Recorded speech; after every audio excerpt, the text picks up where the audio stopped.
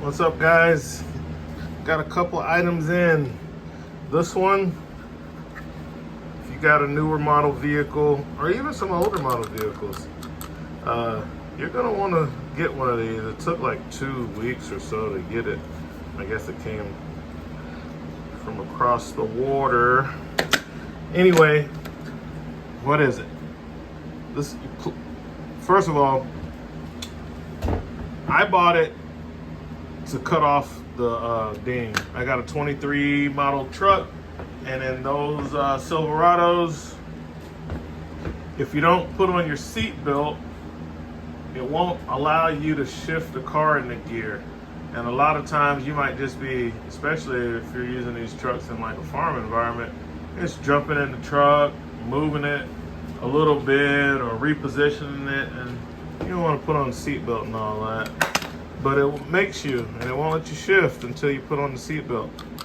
So the other thing is, on those trucks, they have a very annoying, after the truck is started, you don't have the seat belt on. If you happen to have gotten lucky and tricked it and it allowed you to start it without the seat belt being on, it dings at you obsessively, and you know, that gets on my nerves. So I use this.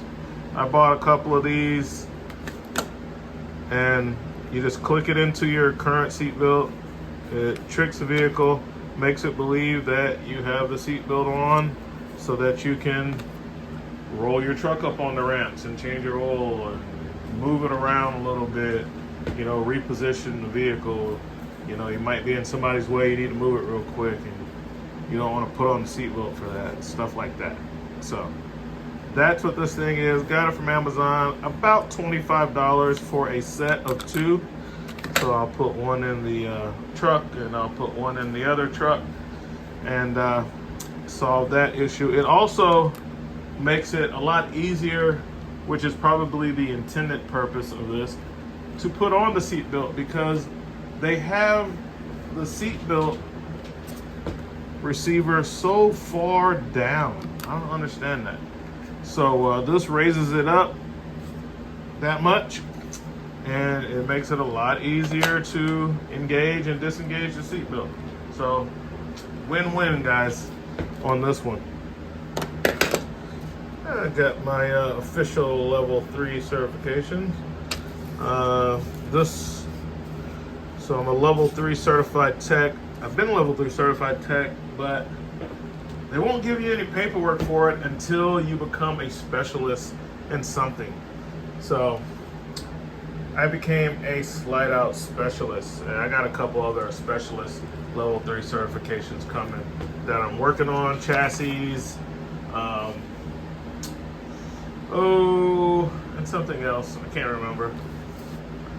And basically, after you get all 5 disciplines, and you get these, when you get certified as basically a master of that discipline, they call it specialist.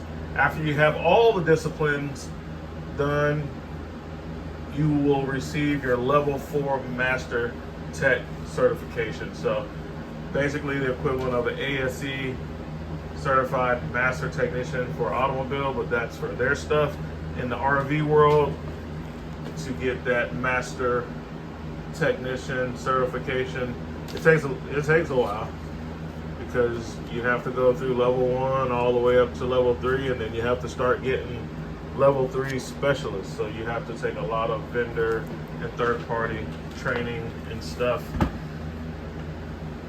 And they're normally about between 15 and 24 credit hours that you need in each one. So it takes a while to get all 5 of them so that you can achieve Master Tech.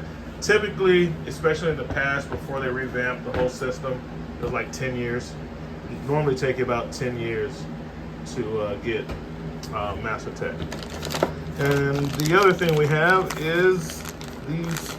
So I finally lost one of my Koken swivels. I can't find my 3/8. The last time I did a tune-up on a generator is the last time I remember using it. Actually, no. I think I used it when I was working on my Hummer, and I can't find it anymore in my truck or in my automotive tools out in the little area where I work on the vehicles in that carport. I don't know where it's at. So I caught this on clearance or sale or whatever. It was a set, and I got the whole set, I believe, for $99, which is a steal because just that one is like $50 or $60. So I got the whole set, plus I definitely wanted to get that 1/2" one. It's been a lot of situations where I wish I had a better swivel than just the old school ones for that, and now I just have an extra 1/4" one, and I'll keep these on the truck. I'll keep all these on the service truck, and if I need to use them, I probably will grab them off the truck and use them, but that's how I lost the last one, so maybe I shouldn't do that anymore. If you want to know the part numbers, here is the part numbers. Okay.